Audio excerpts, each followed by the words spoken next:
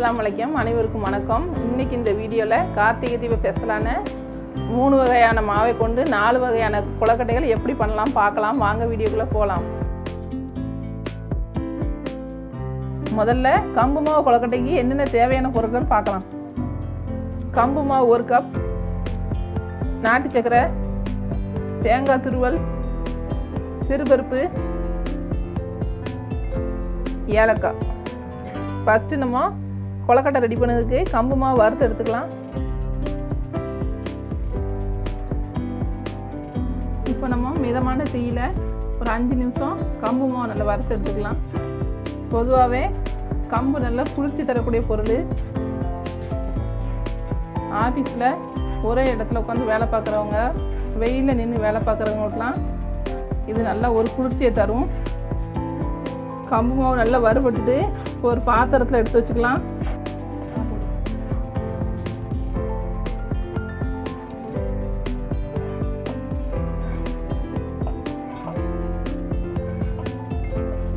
பாருங்க, இந்த மாதிரி நல்லா வறுத்துருக்கணும். உதிரி உதிரியாக இருக்கணும் மாவு. நாட்டு சர்க்கரையை பாகு காய்ச்சி எடுக்கிறதுக்காக 100 ml தண்ணி ஊற்றிக்கிடுங்க. நாட்டு சர்க்கரை 1 கப் ஆட் பண்ணிக்கலாம்.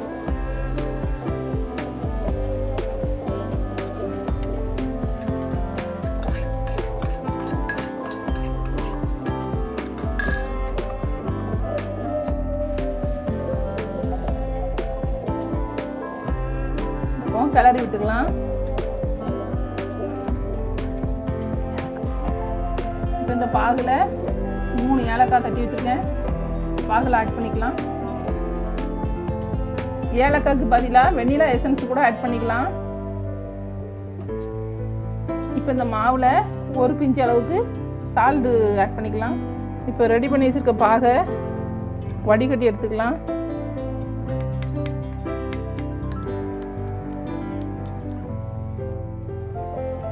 ஃபஸ்ட்டு நம்ம கொஞ்சமாக பாகை ஊற்றி விரவி விட்டுக்கலாம்.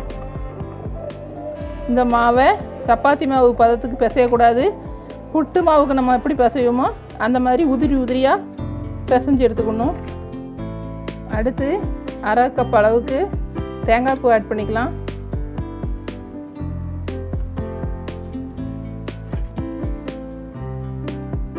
தேங்காய் பூ ஆட் பண்ணியாச்சு. இப்போ நல்லா உதிரி உதிரியாக பிறவி எடுக்கணும். கொழுக்கட்டையில் ஆட் பண்ணதுக்கு கொஞ்சமாக சிறுபருப்பு வறுத்து எடுத்துக்கலாம்.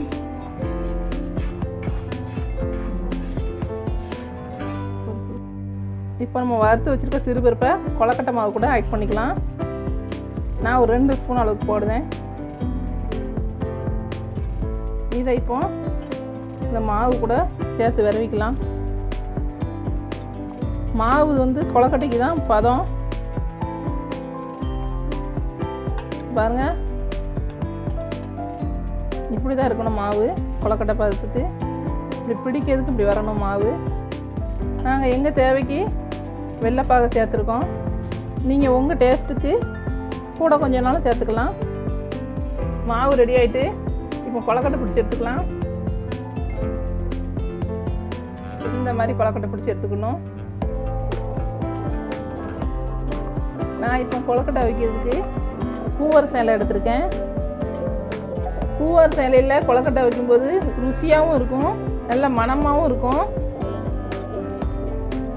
பூவர் சேலை, பலா இலை, தெரளி இலை, பனை ஓலை இதிலலாம் கூட கொழுக்கட்டை வச்சு எடுத்துக்கலாம். நல்ல டேஸ்ட்டாகவும் இருக்கும், நல்ல மணமாகவும் இருக்கும். நான் இப்போ பூவர் சேலையை நல்லா க்ளீன் பண்ணி வச்சுருக்கேன். இப்போ இந்த பூவர் சேலையை இப்படி மடித்து எடுத்துக்கலாம். இப்போ இந்த இலையில நம்ம மாவு ஃபில் பண்ணிக்கலாம்.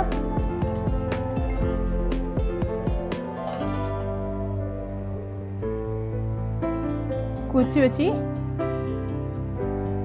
மாவு வெளியே வராத அளவுக்கு நம்ம குத்தி வச்சுக்கலாம். பாருங்க, கம்பு மாவு கொழுக்கட்டைலாம் பிடிச்சு எடுத்து வச்சாச்சு. கொழுக்கட்டை வைக்கிறதுக்கு இட்லி பாத்திரத்தை சூடத்துறதுக்காக அடுப்பில் வச்சுருக்கேன். அந்த தட்டில் கொஞ்சம் ஆயில் ஆட் பண்ணி வச்சுக்கணும். அப்போ தான் கொழுக்கட்டை ஒட்டாமல் வரும். இப்போ நம்ம இதில் கம்பு கொழுக்கட்டை எடுத்து வச்சுக்கலாம்.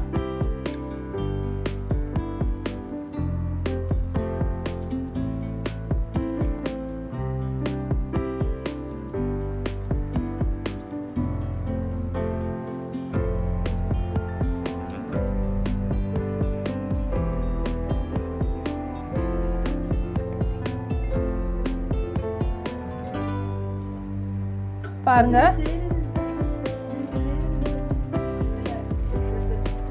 பாருங்க 15 நிமிஷம் இந்த கொழுக்கட்டை நல்லா வேகணும். வெந்ததுக்கப்புறம் நம்ம ஒரு பாத்திரத்தில் எடுத்து வச்சுக்கலாம்.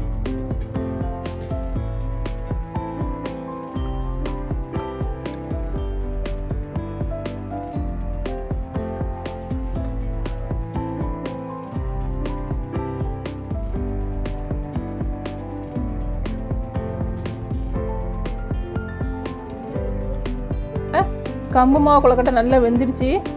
இப்போ இது எப்படி வெந்திருக்குன்னு நம்ம பார்க்கலாம். சூப்பராக வெந்திருக்கு. மாவு எதுவுமே இல்லை, நல்லா வெந்துடுச்சு கம்பு கொழுக்கட்டை.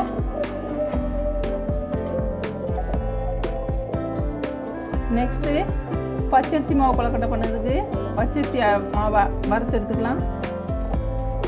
ஏற்கனவே இந்த மாவு வறுத்த மாவு தான், இருந்தாலும் நம்ம கொழுக்கட்டை பண்ணும்போது கொஞ்சம் வறுத்து எடுத்தோம்னா கொழுக்கட்டை கையில் ஒட்டாமல் வரும். கொஞ்சம் வறுத்து எடுத்துக்கலாம். இப்போ பச்சரிசி மாவு நல்லா வறுபட்டுட்டு இதை ஒரு பாத்திரத்தில் மாற்றி வச்சுக்கலாம்.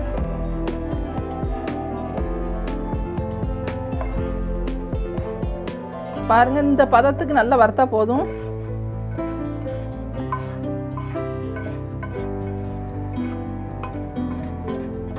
நம்ம எடுத்து வச்சுருக்க பச்சரிசி மாவு கூட வெள்ளைப்பாகை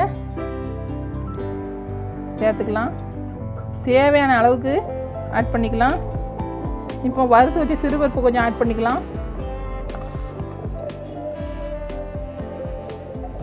துருவி வச்சுருக்க தேங்காய்ப்பு கொஞ்சமாக போட்டுக்கலாம். ஒரு பிரிஞ்சு அளவுக்கு சால்டு. பாருங்கள், பச்சரிசி மாவு கொழுக்கட்டைக்கு இந்த பதத்துக்கு பிசைஞ்சு எடுத்துக்கணும். இப்போ கொழுக்கட்டை பிடிச்சி எடுத்துக்கலாம். நான் இப்போ பிடி கொழுக்கட்டை செய்ய போகிறேன்.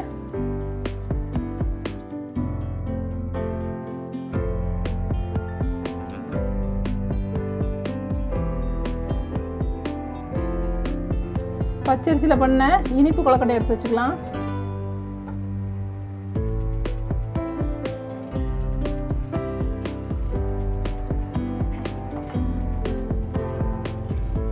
இப்போ இனிப்பு கொழுக்கட்டை எடுத்து வச்சுக்கலாம்.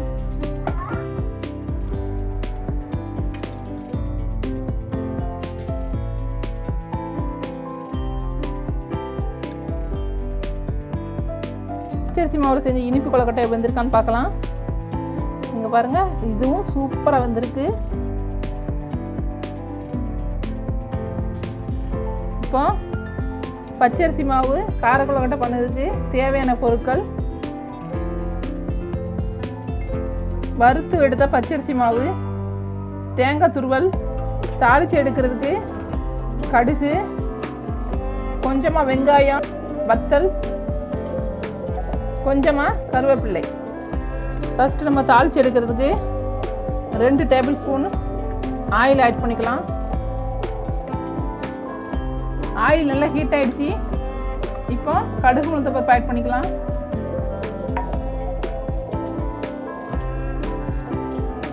கடுகு நல்லா பொரிஞ்சு வந்ததுக்கப்புறமா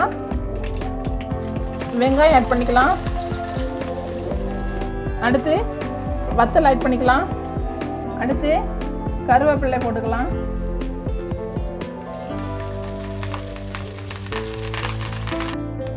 இப்போ எடுத்து வச்சுருக்க மாவு கூட நம்ம தாளித்து எடுத்து வச்ச கலவை ஆட் பண்ணிக்கலாம். தேவைக்கேற்ப உப்பு ஆட் பண்ணிக்கலாம். கொஞ்சமாக தேங்காய் துருவல் ஆட் பண்ணிக்கலாம்.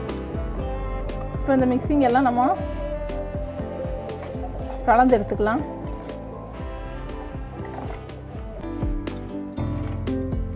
இப்போ இதில் கொதிக்கிற தண்ணி ஆட் பண்ணிக்கலாம். கிளறி விட்டுக்குவோம். கொஞ்சம் கொஞ்சமாக சுடு தண்ணி ஊற்றி கிளறி விடணும். கொழுக்கட்டைக்கு மாவு ரெடி ஆகிடுச்சு. உருண்டை கொழுக்கட்டையாக பிடிச்சி எடுத்துக்கலாம்.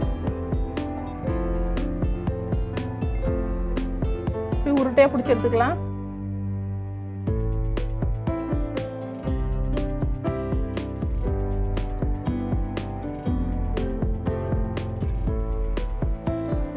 அடுத்து நம்ம பச்சரிசியில் பண்ண கார கொழுக்கட்டை எடுத்து வச்சுக்கலாம்.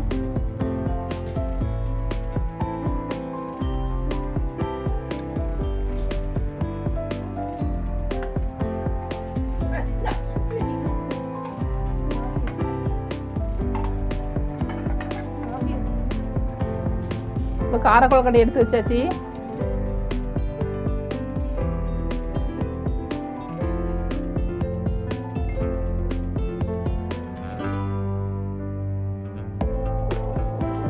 பாருங்க நல்லா வெந்துருச்சு, சூப்பராக வந்திருக்கு. கொஞ்சம் கூட மாவு இல்லை, நல்லா வெந்து வந்திருக்கு. அடுத்து ராகி மாவு கொழுக்கட்டை செய்யறதுக்கு தேவையான பொருட்கள் என்னன்னு பார்க்கலாம். 1 கப் ராகி மாவு, துருவின தேங்காய், தேவையான அளவுக்கு சுகர். ராகி மாவு கொழுக்கட்டை செய்யறதுக்கு மாவை வறுத்து எடுத்துக்கலாம். ராகி மாவு நல்லா வறுத்து எடுக்கணும், அப்போ தான் கொழுக்கட்டை பிடிக்கிறதுக்கு நல்லா மாவு நல்லா பதமாக வரும். ராகி மாவில் மற்ற டிஷ் பண்ணி கொடுத்தா கூட குழந்தைங்க சாப்பிட மாட்டாங்க. கொழுக்கட்டையாக பண்ணி கொடுத்தோம்னா குழந்தைங்க நல்லா விரும்பி சாப்பிடுவாங்க. மாவை இந்த அளவுக்கு வறுத்து எடுத்தால் போதும். பாத்திரத்தை எடுத்து வச்சுக்கலாம். மாவை நல்லா வறுத்து எடுத்தால் தான் கையில் பிசையும் போது கையில் ஒட்டாமல் வரும். தேவையான அளவுக்கு சால்ட் ஆட் பண்ணிக்கலாம். இப்போ இந்த மாவு கூட கொதிக்கிற தண்ணியை ஆட் பண்ணிக்கலாம். தண்ணி நல்லா கொதி வந்தால் தான் கொழுக்கட்டை பதம் நல்லா வரும். கொஞ்சம் கொஞ்சமாக சுடு தண்ணி ஊற்றி கொழுக்கட்டை பதத்துக்கு பிசைஞ்சு எடுத்துக்கலாம். ராகி மாவுக்கு நல்ல தண்ணி வந்து நல்லா கொதிக்கணும், அதே மாதிரி நல்ல மாவு வந்து நல்லா வறுபட்டுருக்கணும். அப்போனா தான் இந்த பதத்துக்கு வந்து அந்த மாவு வந்து வரும். பாருங்கள், இந்த மாவு வந்து என் கையில் கொஞ்சம் கூட ஒட்டாமல் வருது. இப்போ நான் ஒரு பூவரசனை எடுத்து கொஞ்சமாக ஆயில் தடவி விட்டுக்கிடுதேன். அதில் இந்த மாவை எடுத்து நல்லா தட்டி வச்சுக்கலாம்.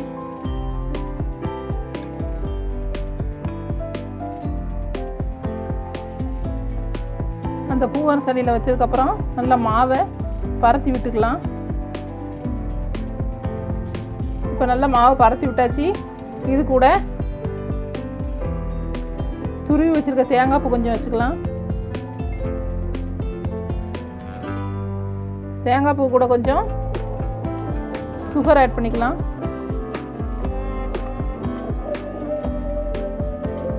சுகரை சேர்க்குறவங்க சேர்த்துக்கலாம், அப்படி இல்லைன்னா சுகர் இல்லாமல் தேங்காய் பூ மட்டும் வச்சு ஆட் பண்ணி வச்சுக்கலாம்.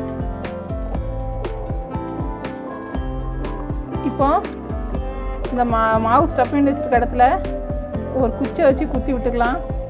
அப்போ தான் மாவு வந்து வெளியே வராமல் இருக்கும். இப்படி வச்சுக்கலாம். பாருங்கள், இப்போ இந்த ராகி மாவுலையும் நான் கொழுக்கட்டை ரெடி பண்ணி வச்சுருக்கேன். கையாலையும் தட்டி எடுத்து வச்சுருக்கேன். இந்த பூவர் சேலையிலையும் தட்டி எடுத்து வச்சுருக்கேன். ராகி கொழுக்கட்டையும் எடுத்து இதில் அவிய வச்சுக்கிட்டேன்.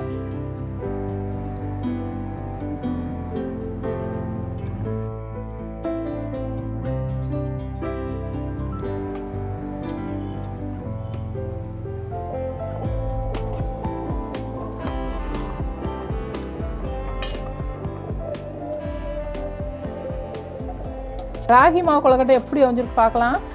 அங்கே பாருங்கள், சூப்பராக மெதுவாக பஞ்சு போல் அழகாக வந்திருக்கு கொழுக்கட்டை. இதில் வந்து நம்ம தேங்காய் பூவும் சுகரும் வச்சதுனால சூப்பராக இருக்குது.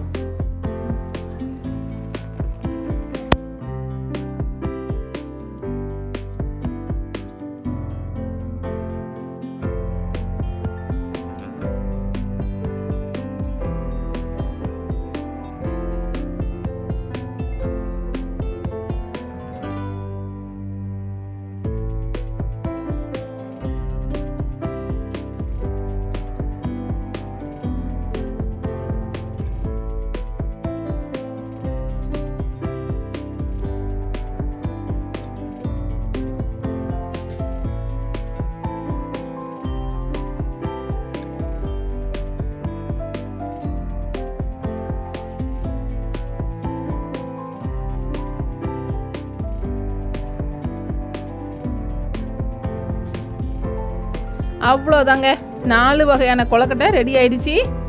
நான் இப்போ ராகி கொழுக்கட்டையை கையால் தட்டியும் அவிச்சிருக்கேன், இலையில வச்சும் அவிச்சிருக்கேன். கம்பு கொழுக்கட்டையும் இலையில வச்சு அவிச்சிருக்கேன், கையால் பிடிச்சு வச்சும் அவிச்சிருக்கேன். கார்த்திகை தீப திருநாள் அன்று இந்த ரெசிபியை நீங்களும் கண்டிப்பாக உங்கள் வீட்டில் ட்ரை பண்ணி பாருங்கள். மறக்காமல் நம்ம சேனலை சப்ஸ்கிரைப் பண்ணுங்கள், கூட இருக்க பெல் பட்டனை கிளிக் பண்ணுங்கள். தேங்க்ஸ் ஃபார் வாட்சிங்.